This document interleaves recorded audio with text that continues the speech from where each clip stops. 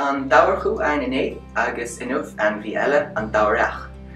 Tuig mu inis go Gaeilge Dobhar isce nó dóir I riant canatí. Agus sé is bríle ach ná capel. Is focail litre níos mó léinn eile is focail atá sa teanga le fada. Agus tá sé Gaeilge leis an focail equus sa leagan, rud a thug equine agus equestrian buin I Béarla.